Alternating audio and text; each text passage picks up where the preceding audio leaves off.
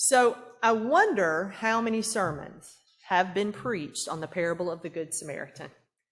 I couldn't even fathom a guess. It is such a prolific story that the term Good Samaritan is now synonymous with any regular do-gooder.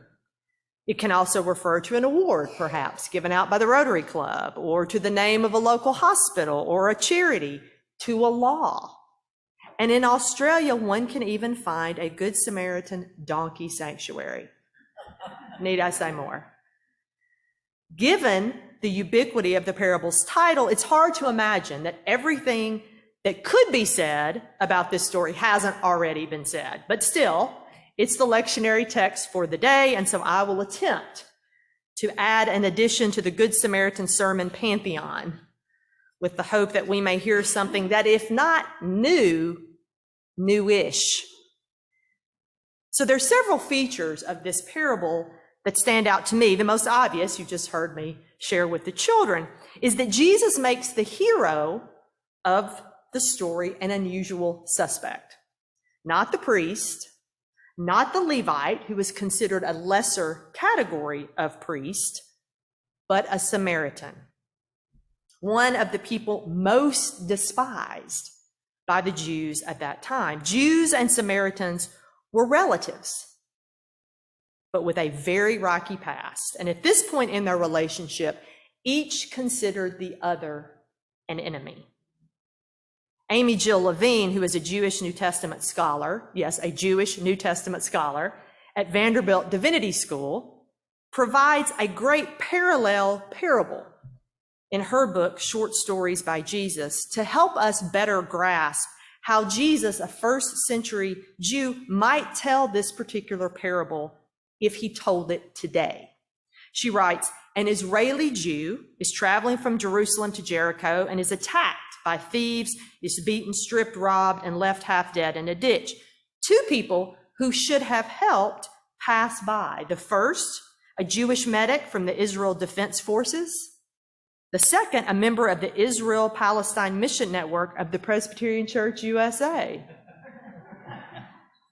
But the person who takes compassion on the wounded one in the ditch, the one who shows mercy, is a Palestinian Muslim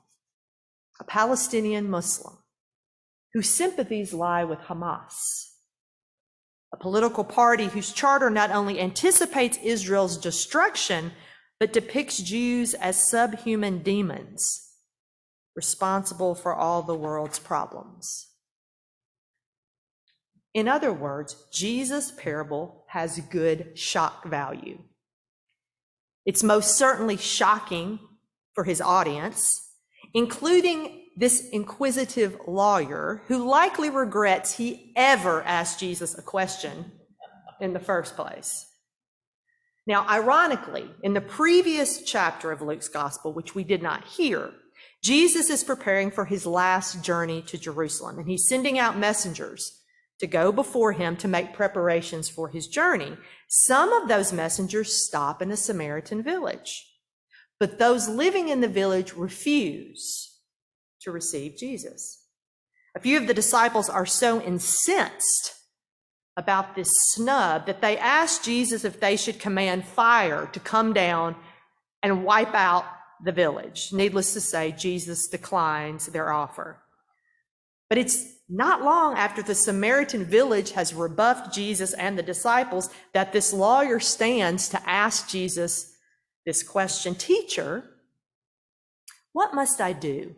What must I do to inherit eternal life?" The question seems fair enough, and Jesus takes it as such. But further analysis of the original Greek used here is telling. The word do, as in what must I do, is poiesis. And in the Greek, poiesis is a verb whose tense suggests a single action, or at least a very limited action. I wonder if the use of this particular verb tense reveals more than the lawyer intends to reveal. Does he suppose eternal life can be attained with a to-do list? Maybe. And if so, of course, we know he's not alone. Too many of us fall into this trap. For the lawyer and for us, there are rules to follow. There are standards to uphold. There is proper company to keep. The expectation, whether we admit it or not, is sometimes as long as we can check the right boxes on the salvation survey, then we're good to go. In fact, as Amy Jill Levine goes on to write, and I love this, she says, if he's efficient, the lawyer can inherit eternal life before lunch. And so the lawyer asks, Jesus, exactly what is it that I must do? Now, Jesus answers, not directly, of course, instead in true rabbinical fashion with another question. And the law, what is written? What do you read? How do you read? And the lawyer responds with words from the Torah, the first 5 books of the Hebrew Scriptures.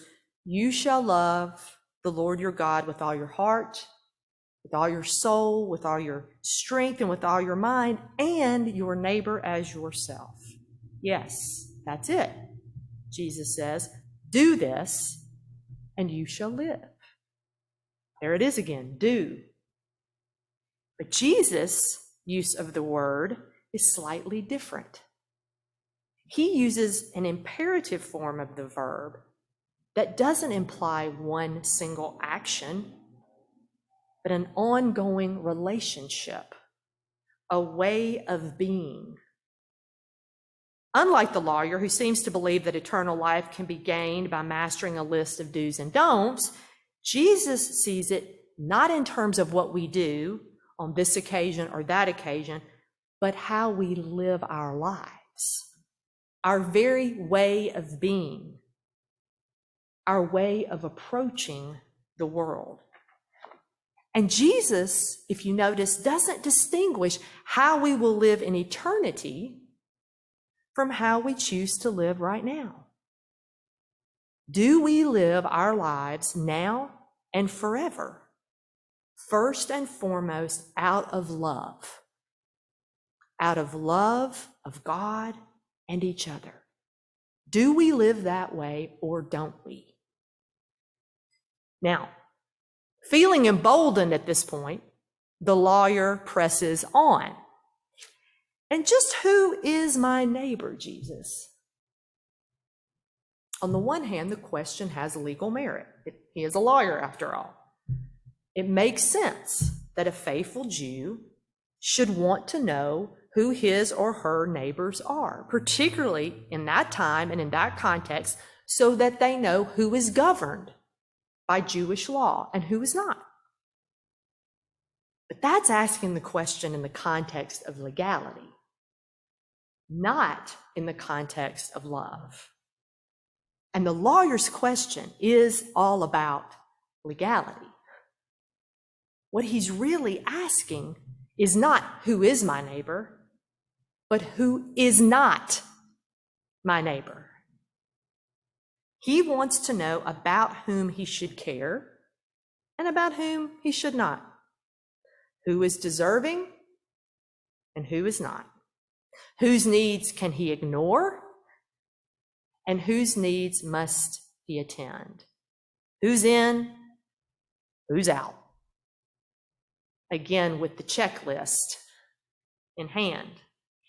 Surely Jesus doesn't mean everyone is a neighbor.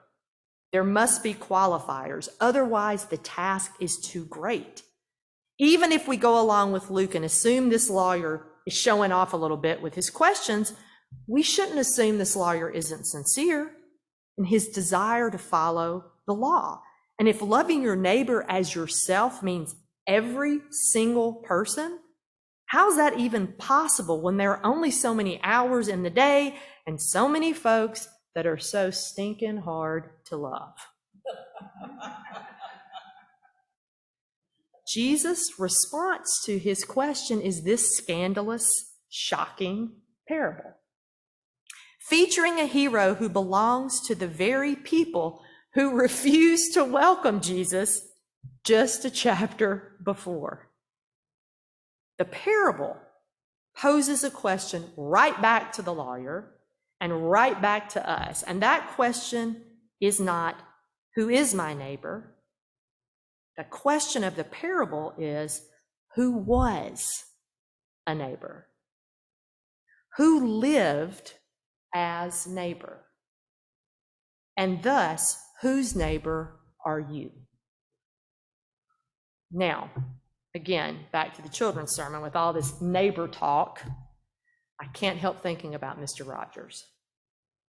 As you probably know, Fred Rogers, as I said, was an ordained Presbyterian minister whose TV ministry to children became a staple in homes across our country during the time that I was growing up, likely when many of you were growing up, and for years later. And he opened the show with a song. It's a beautiful day in the neighborhood. I'll spare you the rest of my singing, but the song ends, would you be mine? Could you be mine? Won't you be my neighbor? And so I do wonder if Mr. Rogers had this parable in mind when he wrote that song for the children, and likely many adults who tuned in for the show.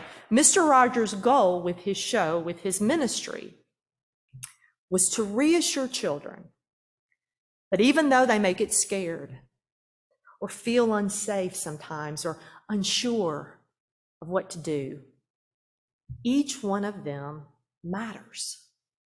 And that in his neighborhood, they all belong. Who they are is enough, no matter where they live, how they look, how they worship, who they love, even when they struggle and disappoint and fail, even then, and maybe especially then, he wants them to be his neighbor. And he wants to be their neighbor too. Today, in a time when our children don't necessarily seem safe, Mr. Rogers' message is not only critical for us to say, but for us to live. It is imperative that we, as a nation, find a way to listen to each other, to listen, really listen, and then work together as neighbors towards solutions, imperfect and incomplete though they will be, as we face a growing epidemic of gun violence, a sense of alienation and isolation experienced by too many of our young adults, the rise of white supremacy, the perils of a warming planet, among so many other challenges. I recently watched a documentary on Mr. Rogers, appropriately titled, Won't You Be My Neighbor? And I was struck not only by his gentle nature and his love of children, which we know, but about his fearlessness. When we think of the fearless in our culture, we think of maybe athletes or superheroes or warriors. Few of us would likely picture Fred Rogers with his sweater, sensible sneakers, and puppets. But Mr. Rogers was fearless in his pursuit of being a neighbor. Now, I'm sure at times he was afraid. Of course he got afraid. We all do. But he didn't let his fear dictate how he chose to live, who he claimed as neighbor. Unlike the priest and the Levite, who are more concerned about what would happen to them if they stopped to offer aid, and less concerned about what would happen to the person in the ditch if they didn't. Fear likely dictated their response, not love. And I believe that is our biggest temptation today, is to live out of fear instead of love. The documentary provides many examples, but one that struck me showing why I think Mr. Rogers was fearless. Fearless in his neighborliness occurs during the early years of the show. Now, prior to and up until this time in our nation's history, it was not only taboo, but illegal in many cases for Black people to swim at white beaches, lakes, or pools. Black people had actually lost their lives, had been killed in this country when they crossed that boundary, intentionally or unintentionally. In the 1960s, a Black civil rights activist tried to integrate a public pool by swimming a lap, and the pool was immediately drained, completely drained, and then refilled. In 1964, in St. Augustine, Florida, Black and white activists, along with rabbis and other clergy, went to a segregated hotel pool to swim. The hotel manager was so incensed that he poured a bottle of acid into the pool to get the swimmers out. Such incidents continued to occur as integration continued. And on May 9th, 1969, a year and a little more after Dr. King's assassination, with racial tensions running high, Mr. Rogers had had enough. And so on his show on May 9th, he invited one of his regular characters, Officer Clemens, a Black man who portrayed a police officer, that wasn't an accident, to join him in cooling off his feet on a hot day in one of those plastic wading pools so many of us had as kids. Mr. Rogers sat on a bench with his feet in that pool, using a water hose to spray his feet. At first, Officer Clemens refuses to join him. I can't, Mr. Rogers, I can't. Then he added, as if to give them both a little bit of cover, I don't have a towel. But Mr. Rogers insisted, that's no problem, Officer Clemens. We can share one. So Officer Clemens took off his shoes, took off his socks, and put his feet in that wading pool right beside Mr. Rogers' feet. And the camera zooms in on a pair of Black feet in the water right next to a pair of white feet. And then Mr. Rogers, I would say looking a whole lot like Jesus, proceeds to use his towel to wipe Officer Clemens' feet and to dry them right there on national TV, living out of love, not out of fear, and showing us in his quiet way what living as neighbor looks like. Friends, we know who our neighbors are. Every single human being, without any exceptions, is our neighbor, even when they may look for all the world like our enemy. And perhaps most especially, our neighbors are those who are the most vulnerable, who are the most scapegoated, even the most hated. All are our neighbors. And if we choose to follow Jesus, we choose to live out God's love for them in our lives every day, regardless of the consequences, regardless of the risks. The lawyer asked, how do we inherit eternal life?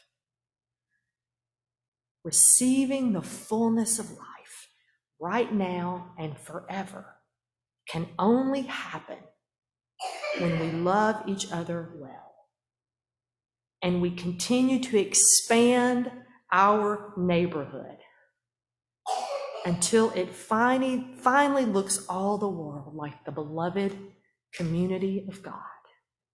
And that will be a beautiful day indeed. Thanks be to God. Amen.